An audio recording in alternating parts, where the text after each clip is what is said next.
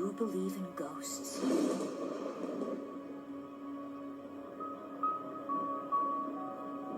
Well, there are some places where people do, and for good reason.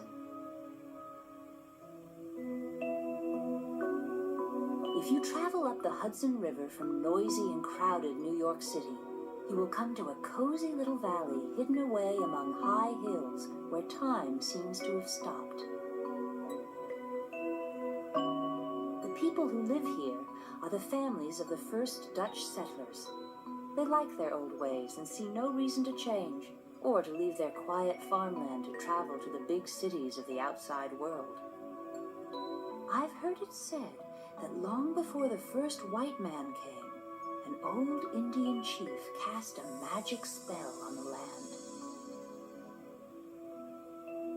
Whether it is true or not, there certainly is an enchanted feeling that hangs over this region, and it's easy to believe that some very strange things can happen here. In fact, everything is so dreamlike in this little valley that it's known by the name of Sleepy Hollow.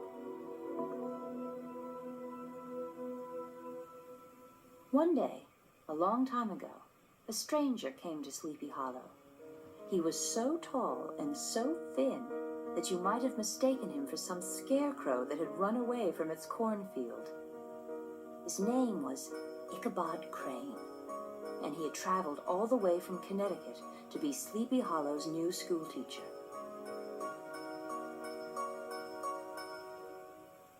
The schoolhouse was a little one-room building made of logs.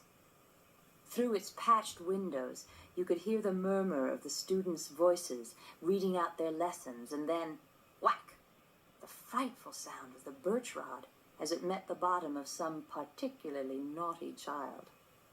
"It may hurt now," Ichabod Crane would tell the smarting urchin, "but you will remember this lesson and thank me for it for the rest of your days." You see, he wasn't a cruel man.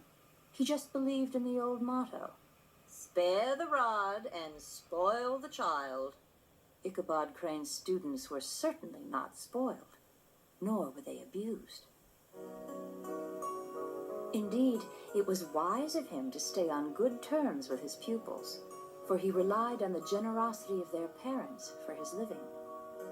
When school hours were over, he would usually walk some of the smaller children home, especially those who had pretty sisters or good cooks for mothers.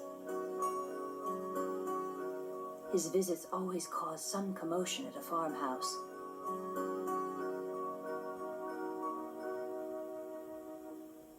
"Set out the best plates and use the silver teapot," the mothers would instruct their daughters. "Master Crane is a learned gentleman-like person, and I am sure he has vastly superior tastes.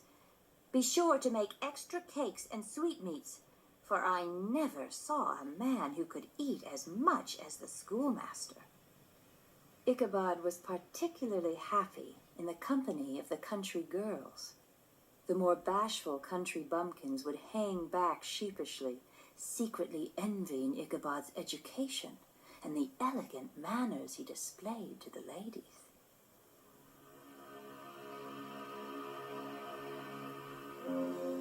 On cold autumn evenings, Ichabod loved to visit with the old Dutch wives as they sat spinning by the fire, telling their tales of haunted houses and haunted fields and haunted brooks and haunted bridges, not to mention numerous ghosts and goblins.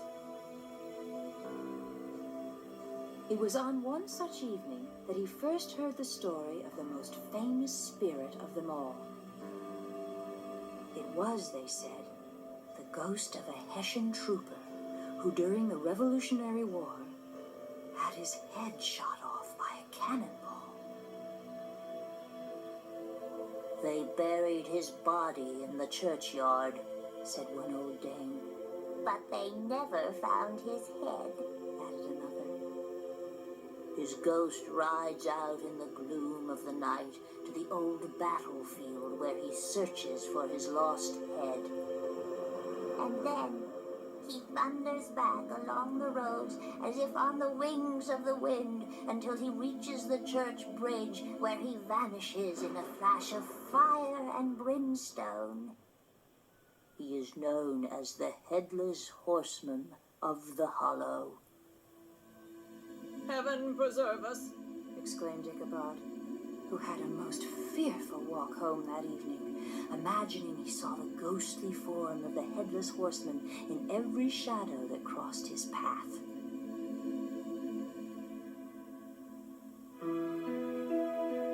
Be that as it may, the morning sun sent any ghost or goblin scampering back to its secret lair, and shone once again on the rich and friendly farmland of the Hollow. On this day, Ichabod found himself summoned to the largest and most prosperous of the Dutch homesteads. It was owned by one Baltus Van Tassel. My greatest treasure, boasted old Van Tassel, is not my full barn, nor my fields of rye, buckwheat, or Indian corn, nor my cattle, nor horses, nor pigs, nor fowls, nor even my house and all the goods therein. No, sir, my greatest treasure is my daughter and only child, Katrina. And there she was, Katrina Van Tassel, famed not only for her great beauty, but also for the fact that she stood to inherit all of the Van Tassel wealth. Master Crane, Father and I would have you give me lessons in the art of singing, Katrina informed the delighted Ichabod. He gazed around him in awestruck wonder. His mouth watered as his ever-hungry mind pictured all the bounty of the farm, cooked and ready for the dinner table. And then there was Katrina, rosy-cheeked as one of her father's peaches, the crowning jewel in this sumptuous setting. My peace of mind is at an end, thought Ichabod. I must somehow, by hook or by crook, win the hand of Katrina Van Tassel. Now, Ichabod Crane wasn't the only bachelor with his eye on Katrina. Oh, no. There was also Braum Bones. He was the local hero, famed for his great skill in horsemanship and feats of strength and daring. When any madcap prank took place, the neighbors always smiled, shook their heads, and said, Braum Bones must be at the bottom of it.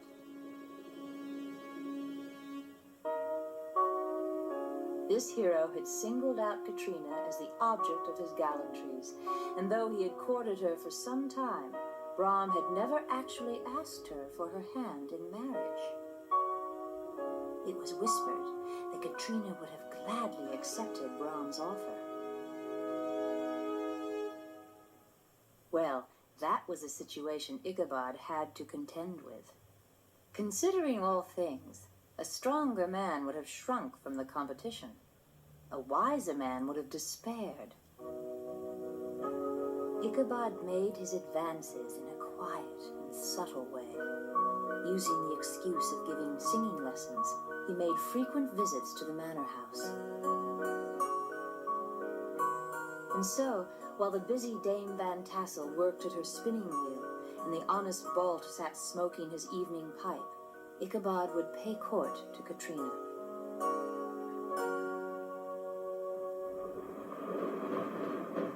Devil take that schoolmaster, fumed Braum Bones.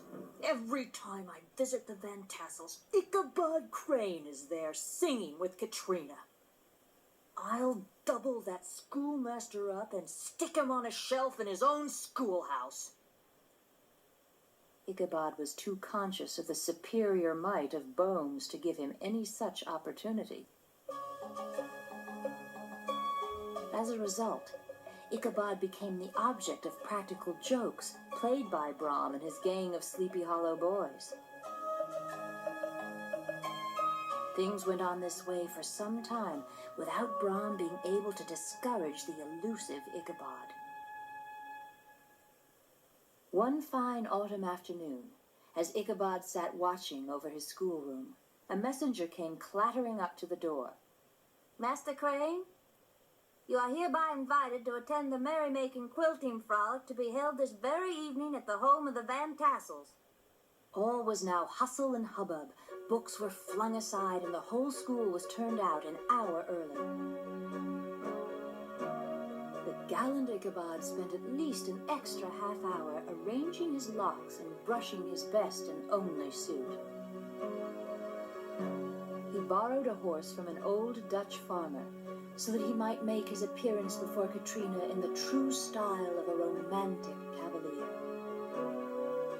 The animal, named Gunpowder, was a broken-down plow horse that had outlived everything but his bad temper. Thus, gallantly mounted, Ichabod rode forth like a knight of old in search of adventure. It was towards evening that Ichabod arrived at the Van Tassel Manor. He found it thronged with the local people, all turned out in their best attire.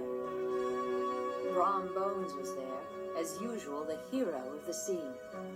He had come to the gathering on his favorite horse, Daredevil, a creature like himself, full of mettle and mischief. Oh, the world of charms that burst upon the ever-hungry Ichabod as he entered the Van Tassels Mansion. "Welcome, Master Crane," greeted Katrina. "I'm so pleased you could come. Won't you have something to eat? There are donuts and oily koek and crullers, sweet cakes and shortcakes, ginger cakes and honey cakes, and there's apple pie, peach pie and pumpkin pie, there's ham and smoked beef, and here are preserved plums and peaches and pears and quinces, and here are boiled shad and roasted chickens. I know. I'll just give you some of each." And she did. Ichabod's eyes rolled with delight as he ate. To think, soon I might be master of all this luxury and splendor. And now the sound of music summoned all to the dance. The fiddler's bow worked its magic on Ichabod, enlivening every inch of his delighted frame.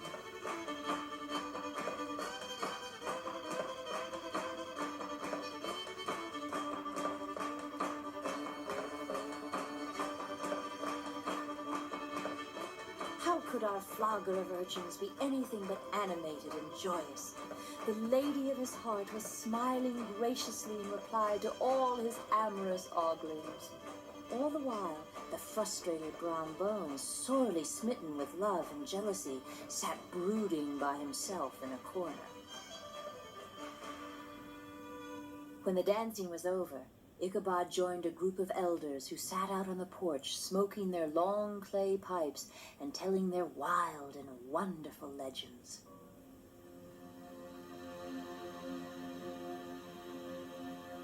They told of the woman in white who haunted the dark glen at Raven Rock.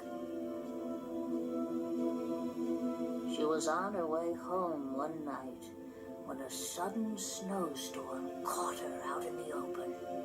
She took shelter in a cleft in the rock, but it did her no good. She froze to death before dawn. And to this day, you can still hear her bone-chilling shrieks on cold winter nights, just before a storm. The old folks all puffed on their pipes and nodded their heads in agreement. Now Braum Bones spoke up. A fearful thing happened to Hans Van Ripper last night. He was chased all along the church road by none other than the ghost of the Headless Horseman. Yes, and poor old Van Ripper was nearly carried off to hell by the goblin.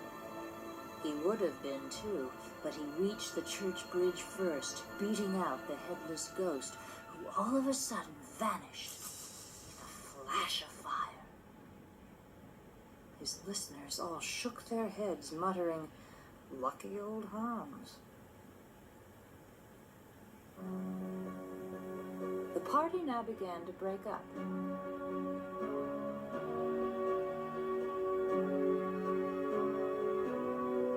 The old farmers gathered their families in their wagons and were heard for some time rattling along the roads and over the distant hills. Ichabod was the last to leave, and in the very witching time of night, he mounted old Gunpowder and set out for home.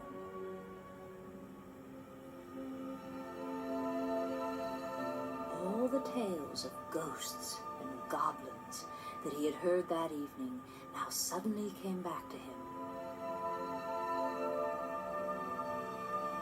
The night grew darker and darker. The road now led into the very shadow of Raven Rock. As he approached this terrible spot, Ichabod cast frightened glances to the right and to the left for any sign of the ghostly woman in white. Suddenly, he heard a groan. His teeth chattered at the sound, but it was only one tree branch rubbing on another as they swayed in the breeze. He passed in safety, but new dangers lay ahead. A small brook crossed the road and ran into a dark hollow called Wiley's Swamp. A few rough logs served as a bridge over this stream. Ichabod attempted to dash quickly across the bridge, but old Gunpowder came to a short stop and refused to move. In the dark shadow of the grove, Ichabod saw something huge and misshapen. His heart began to thump as he demanded, "Who are you?" There was no reply. Once again he called out, "Who are you? Speak!" Ichabod's hair stood on end as the silence continued. The schoolmaster used both whip and heel on old Gunpowder, who finally started forward. But the shadowy figure was also in motion. Ichabod urged Gunpowder to a faster pace, but the stranger quickened his horse to equal it. As they came to the top of a hill, the dark figure could be seen clearly against the sky. The stranger was headless. Not only that, he carried his severed head in front of him on the saddle. Ichabod's terror rose to desperation. He showered kicks and blows on the terrified Gunpowder, who leapt into action, but the specter started full jump with him. Away they dashed, stones flying, sparks flashing at every bound. Over the road, plunging down, into the hollow they raced. Over logs, under branches, galloping side by side. "Faster, faster!" Ichabod urged. Gunpowder bolted ahead. Suddenly his saddle slipped from beneath him. It fell to earth, trampled under the thundering hooves of the demon horse. Ichabod clung desperately to the neck of old Gunpowder as he raced for his life. An opening in the trees ahead revealed the church bridge. "If I can reach that bridge, I'm safe." Another kick in the ribs, and old Gunpowder sprang onto the bridge. He thundered over the planks. He reached the opposite side. Ichabod cast a look behind, hoping to see the ghostly horseman vanish in a flash of fire and brimstone. Instead, he saw the goblin rising in his stirrups, in the very act of hurling his head at him. Ichabod tried to dodge, but too late. It hit him with a tremendous crash.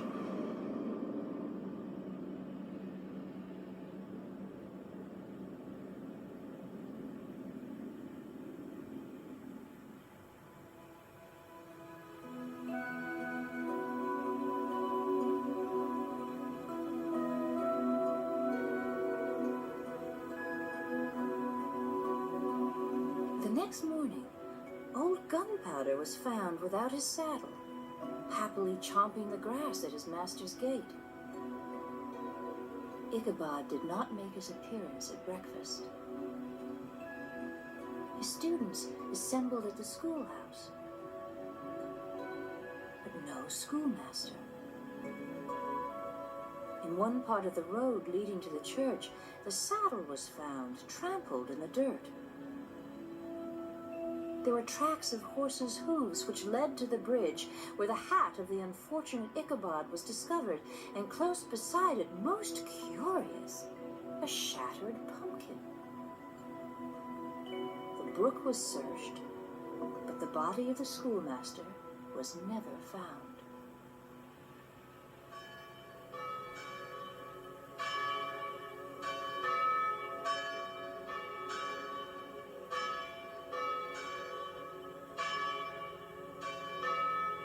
Shortly after the disappearance of Ichabod, all of Sleepy Hollow rejoiced at the wedding of Katrina and Braum. Could it be, as some whispered, that Katrina's encouragement to the schoolmaster was merely a trick to get Braum to the altar?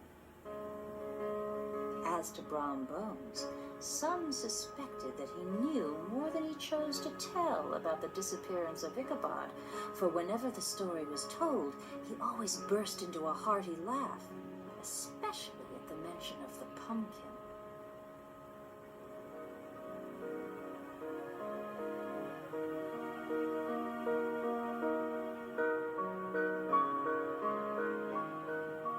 It is true that Hans Van Ripper, who had been down to New York on a visit several years after, brought home news that Master Crane was still alive and married to a plump and wealthy widow who just happened to own a prosperous tavern famed for its good food. But of course, we only have old Hans's word on that.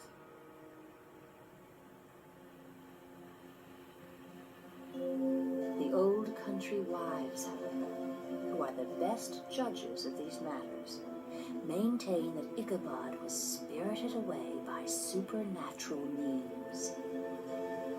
To this day, the local people swear that on crisp autumn evenings, in the road by the church bridge, you can still hear the echo of hoofbeats and see rushing by, like mist blown by the wind, the ghosts of Ichabod Crane and the Headless Horseman of Sleepy Hollow.